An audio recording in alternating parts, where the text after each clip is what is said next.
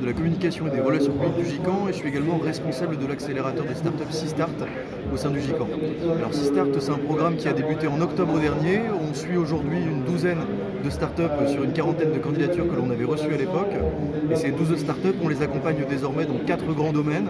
On les accompagne sur la partie marché pour aider à se développer au contact de nos adhérents à la fois civils et militaires, en sachant que la totalité des startups que l'on a sélectionnées ont une activité qui est duale et interviennent donc sur du civil et donc aussi sur du militaire. Donc on les aide à avoir cette veille-là et à accéder au marché en leur présentant les bonnes personnes au bon moment pour se développer sur ces marchés navals qui sont pour une partie d'entre elles assez neufs.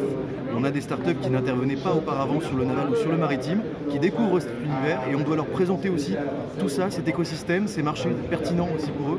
Et donc c'est ce qu'on essaye de faire. Le deuxième axe d'accompagnement, c'est la partie financement. On accompagne les startups vers les financements publics et les guichets de financement public et notamment grâce au Corimer, qui est le Conseil d'orientation pour la recherche et l'innovation pour la mer, qui a été créé par la filière des industriels de la mer.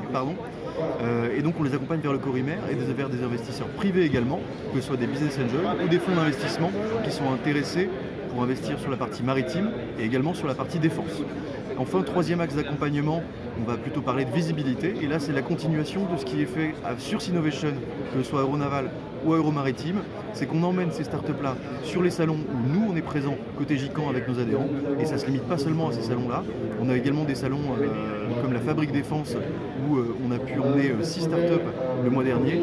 Et puis aussi sur les pavillons France à l'international, on a un certain nombre de startups qui sont suffisamment matures aujourd'hui déjà pour aller à l'international et chercher des contrats à l'export.